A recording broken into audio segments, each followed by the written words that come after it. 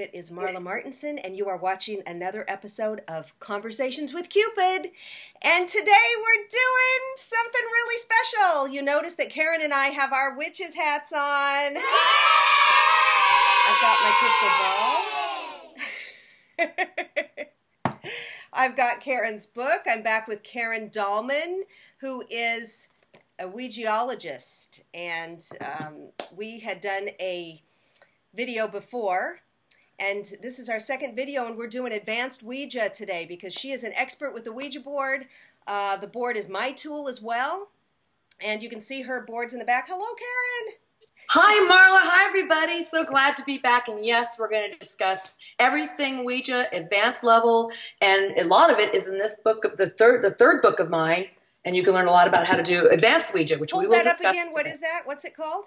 This is called The Spirit of Alchemy, Okay. Secret Teachings of the Sacred Reunion. Okay, awesome. Yeah, you can get that on Amazon, and I'll put all of Karen's links so that you could go to her website as well, because if anybody's interested in the Ouija board, or actually, we're going to just give a little brief history for people who haven't seen the previous video, because Ouija board is actually a trademark, or it's Parker Brothers who renamed it Ouija, but they're really spirit boards, talking boards, angel boards.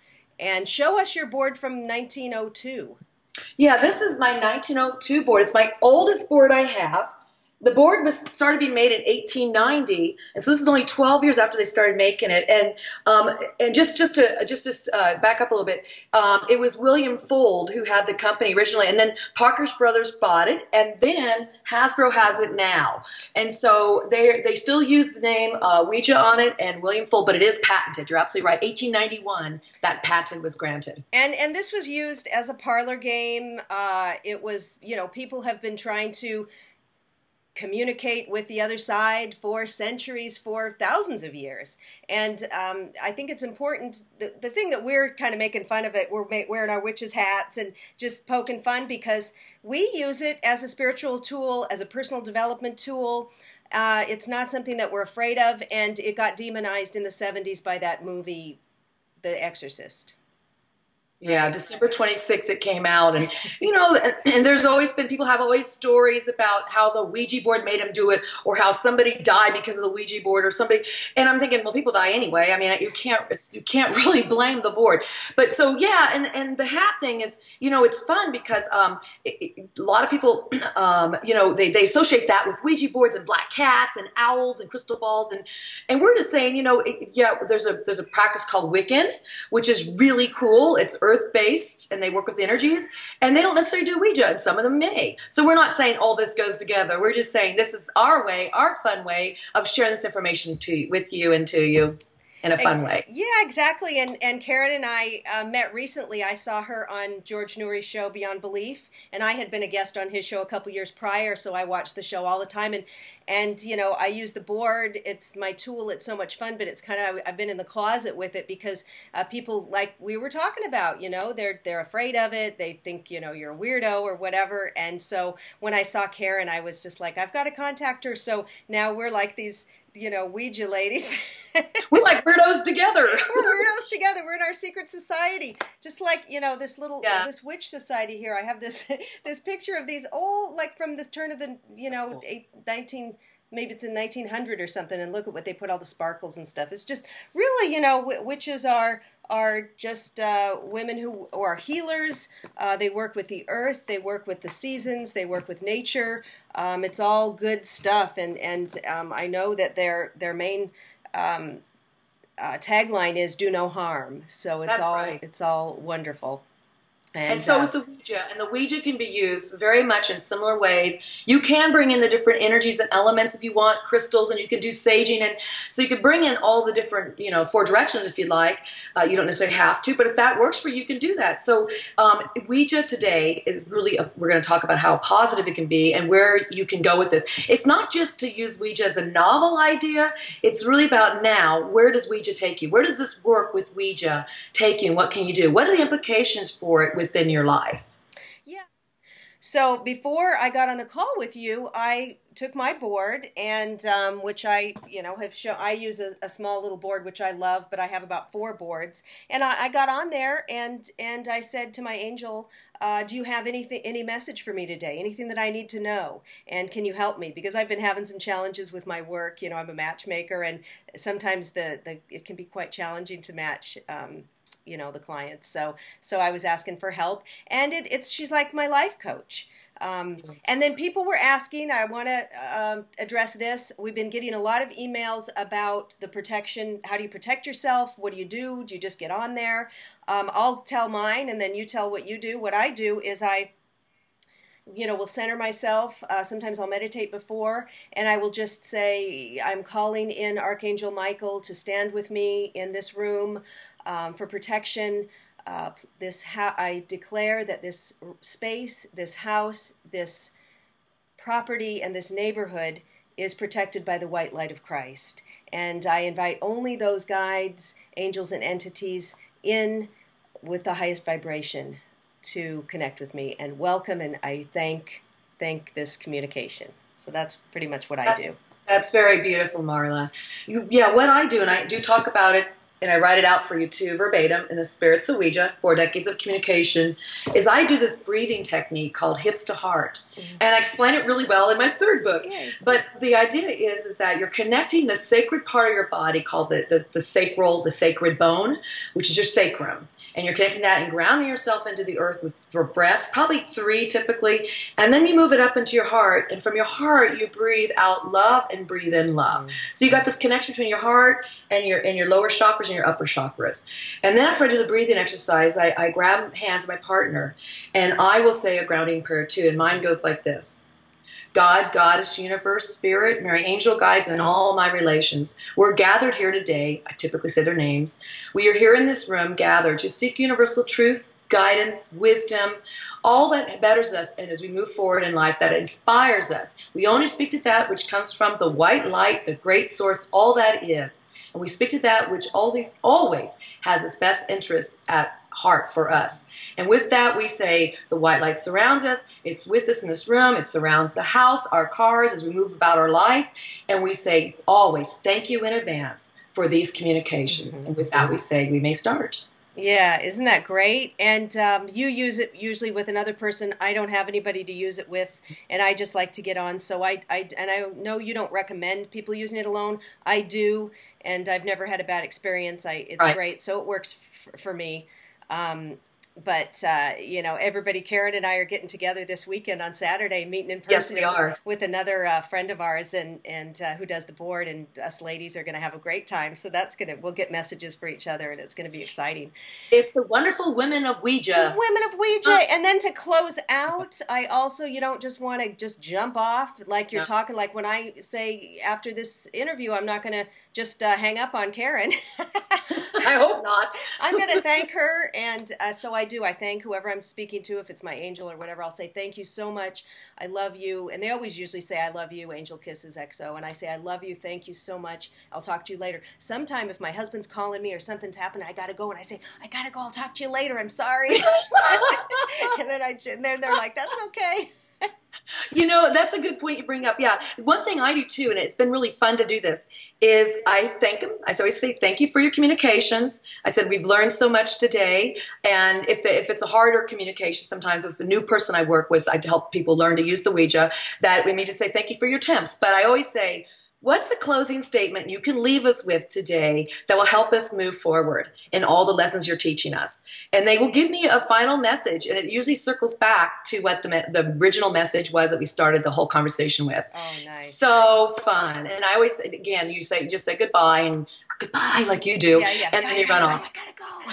Gotta go right now. Don't tell anybody. But they know. They see what's going on. They see him coming. They do. Crap.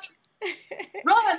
Yeah, because my husband's not, God bless him, he's not he doesn't believe it, and he thinks I'm just being goofy and wasting my time, so Far from the truth, but that's okay. This is not everybody's tool. It's not his tool.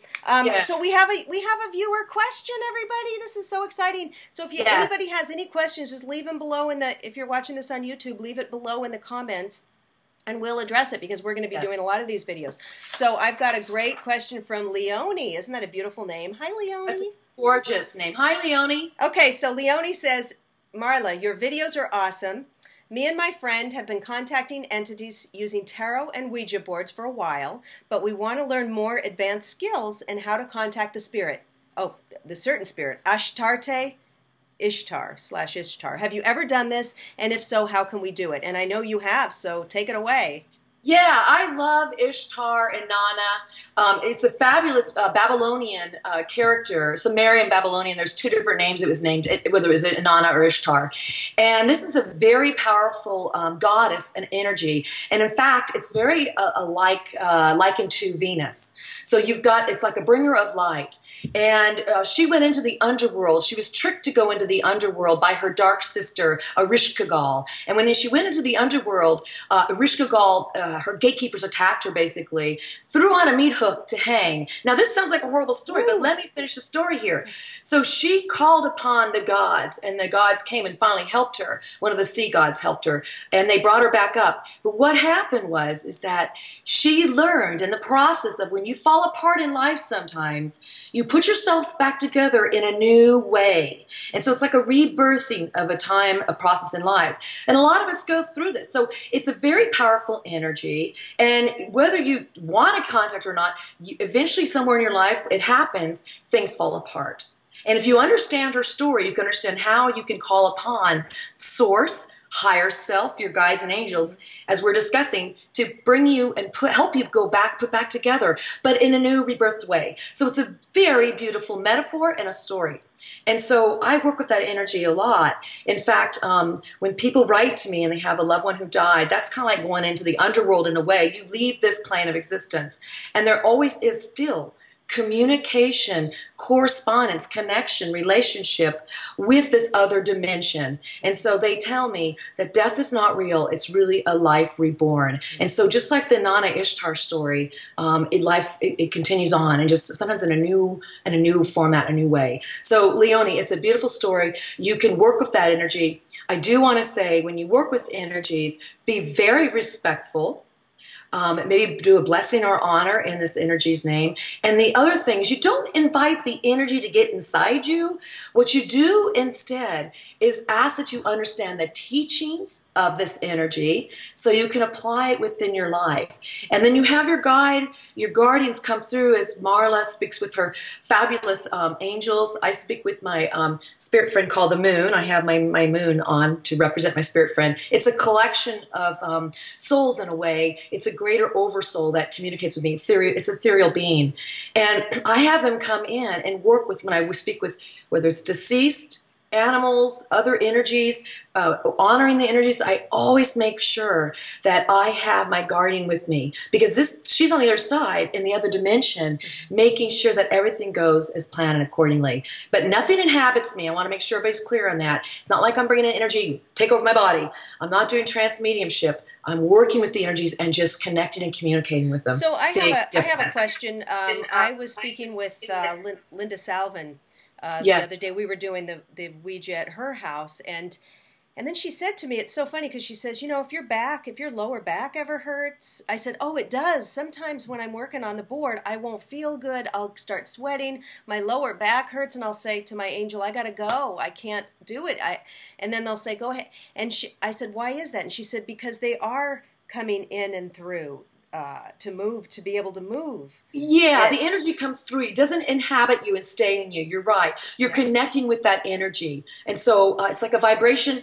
We have to raise our vibrations to match theirs, and they have to take their vibration and frequency and to match ours. And so it's a merging of energies, absolutely. But when your session's done, it's like that energy leaves. It doesn't. Right, I don't feel like I'm possessed or anything. It's just coming through to move it, and then that's it. And even now I can use my finger. I think you're the one who told me to try it. Yeah. I don't even have to use my planchette, and my finger will move. So that's interesting. Another thing, a question that might come up is the board. Should we cleanse it? I sage mine once in a while, and I did a whole cleansing blessing because when I was with Linda, I was trying to give her a reading, and some weird things were coming through. Somebody weird came. It wasn't anything negative, but she's like, this is off. So I came home and I did a whole blessing. I used crystals. I saged it. I made up my own ritual to cleanse Yeah. the board. Absolutely. And when I first, I'll tell you a little story. When I first got this board, I've had it for quite a few years now. But when it first came into my home, I actually didn't, I made the mistake, and I'll say mistake, because it's not, again, it's not a negative thing. You're working with energies.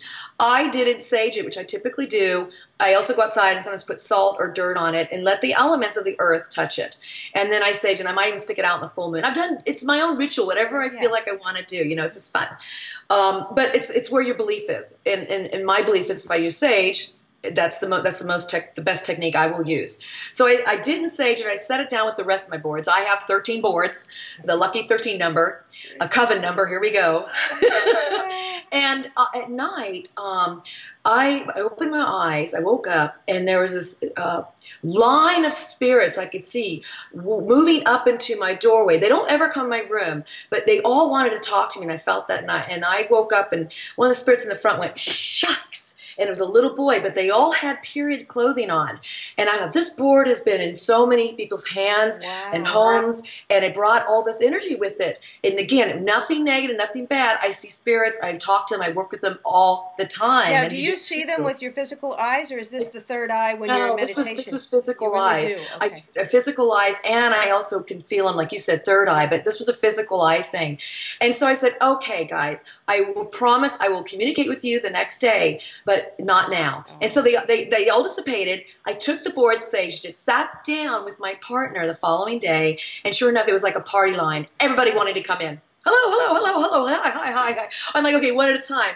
This is when, you guys, it's super important that you have your angel, guardian, bouncer, your guide, your master of ceremony, mistress of ceremony on the other side who can help you. So the moon came through and the sun came through, my two big spirits I speak with, came through, and they did it where they had one at a time so we could communicate. She was like, whoa, there's so many spirits here. Let's just do one at a time. And so everybody got a chance, and it was actually a very positive experience. Someone just had a little message to say or just wanted to say hello. I'm here. Okay, so speaking of that, I've heard about this Zozo character, and it's like, I don't know much about it, but I've seen people write about it or YouTube videos. Who is that?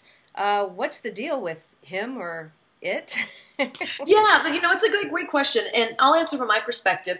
I have a very unique perspective because I do come from a background of psychology, and I really look at the energies, the archetypal energies we talked about, Inanna, Ishtar a little earlier, which is an archetypal energy as well, and Zozo, I believe, is too. Now, there'll be people that disagree with me and say it's actually an entity and he causes havoc in your life. This is what I'm going to tell you about Zozo, and I did write about it in my third book as well, a whole section on it. I really believe it's an energy source. It's an energy form. It's not a real entity, but it's an energy of our collective consciousness of fear. And when you have a lot of fear and people are putting all their hype of this fear towards this energy, it starts to become something that really can be real in terms of negative energy.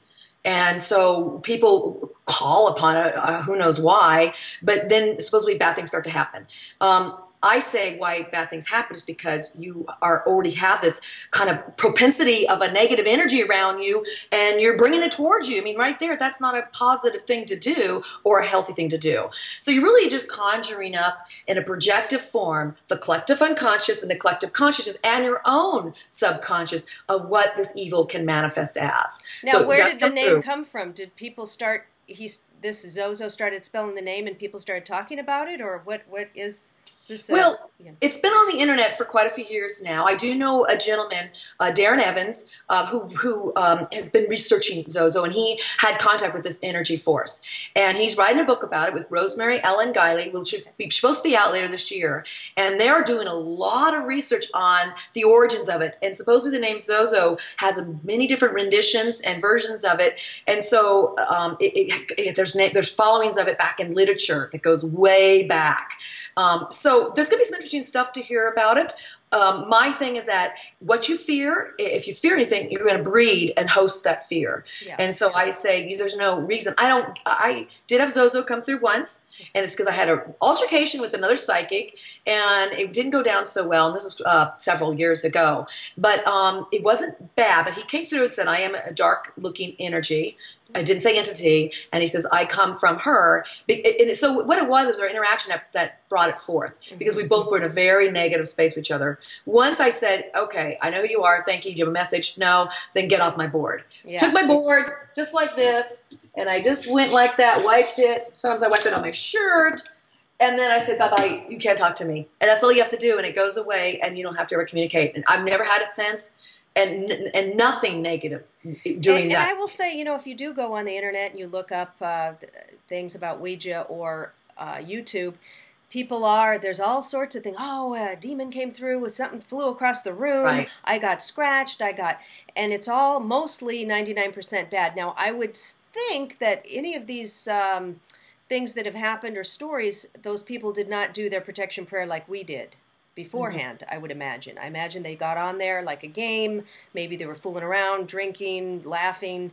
Let's see what we can do here. It wasn't sacred and respectful. I cannot imagine that happening if you do it the way we do it.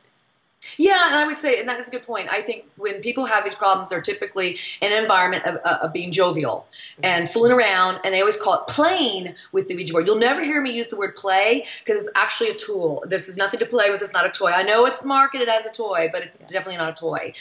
So yeah, it's the jovial nature. It's the playing around with it, playing. It's messing around with it. It's the drinking. It's the smoking. Whatever you're doing, imbibing on something, and then using the board, you're going to bring loose energy to you. Our aura is, at times, if you're tired, you're more weak, you're sick, it's like Swiss cheese. So there could be holes in it. And if you're just doing the board, when you're drinking and you got the holes in it, or you're feeling sick, you welcome in energies that can influence you and come in. And so there's no reason to do that.